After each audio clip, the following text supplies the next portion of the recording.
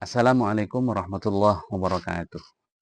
Alhamdulillahi rabbil alamin. Allahumma salli ala sayyidina Muhammad wa alihi walhamdulillahi rabbil alamin. Teman-teman yang dimuliakan oleh Allah, alhamdulillah siang hari ini kita bertemu lagi masih membahas tentang Allah sayang pendosa, tapi pendosa yang mau bertaubat. Ini ada satu kisah yang saya ambil dari kitab Tambihul Ghafilin.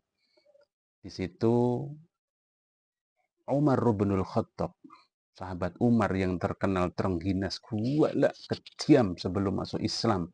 Kemudian masuk Islam mendapatkan gelar Asadullah, itu masuk ke rumahnya Rasulullah dalam keadaan menangis. Sehingga Rasulullah kemudian heran, ini siapa yang bisa membuat Umar menangis ini?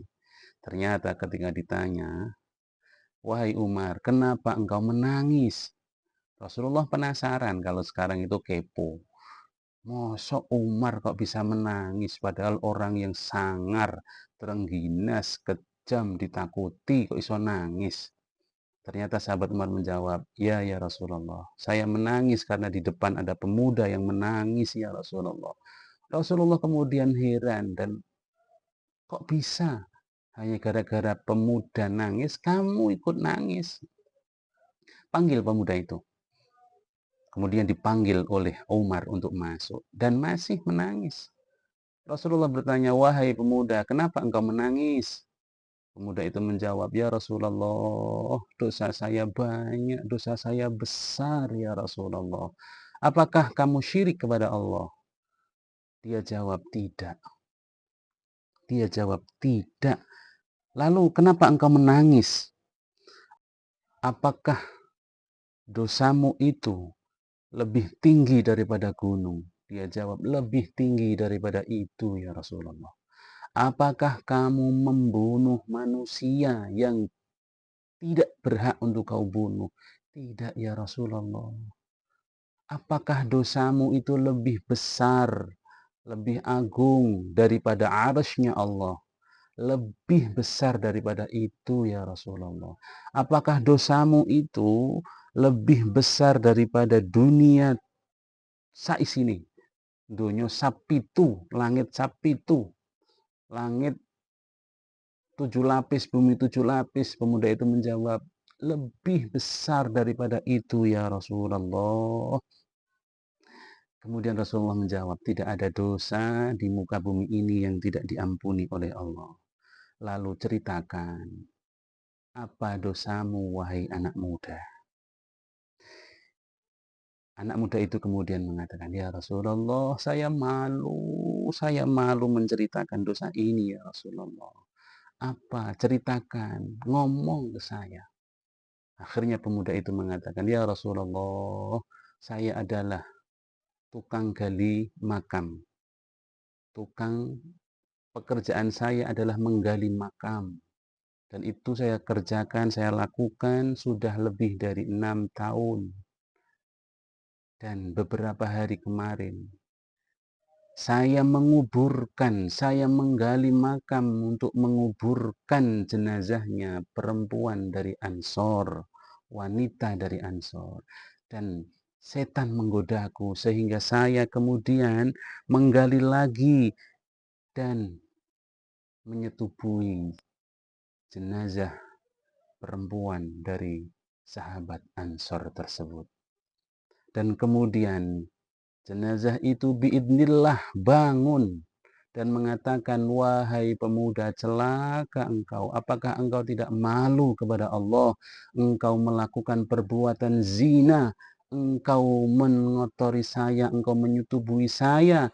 Dan apakah engkau tidak malu saya harus berjumpa dengan Allah dalam keadaan janabah? Mendengar cerita itu kemudian Rasulullah mengatakan, Masya Allah, laknat engkau wahai orang munafik. Pergi kau. Rasulullah begitu marah karena mendengar jawaban dari pemuda tersebut. Kemudian pemuda tersebut keluar dari rumah Rasulullah masih dalam keadaan menangis. Selama 40 hari, 40 malam, pemuda tersebut bertaubat, meminta ampun kepada Allah, dan kemudian berdoa kepada Allah. Ya Allah, Kalau memang tobatku engkau terima ya Allah, sampaikan kepada nabimu. Dan andaikan taubatku tidak kau terima ya Allah, maka datangkanlah api untuk membakarku di dunia ini. Sehingga saya tidak merasakan panasnya api neraka. Kemudian apa yang terjadi sahabat? Malaikat Jibril kemudian turun menjumpai Rasulullah Sallallahu Alaihi Wasallam dan kemudian mengucapkan uluk salam, yukri'ukas salam. Malaikat Jibril mengucapkan salam, wahai kekasih Allah, engkau mendapatkan salam dari Allah. Kemudian dijawab oleh Rasulullah. Setelah itu malaikat bertanya,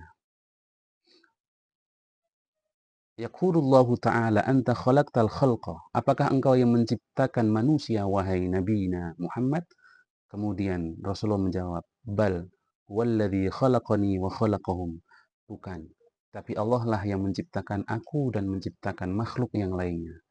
Kemudian malaikat Jibril mengatakan lagi, anta tarzukuhum. Nabi Muhammad menjawab, balillahu yarzukuhum. Enggak, bukan aku yang memberikan rizki, tapi Allah yang memberikan rizki. Kemudian malaikat Jibril masih mengatakan lagi, anta tatubu alaihim. Apakah engkau yang bisa menerima taubatnya orang lain, orang yang melakukan salah? Rasulullah menjawab, balillahu yatubu alayya wa alaihim. Bukan, tetapi Allah lah yang mampu menerima taubatku dan taubat hambanya. Kemudian malaikat Jibril mengatakan, tub alayya abdi fa inni tubtu alaihi.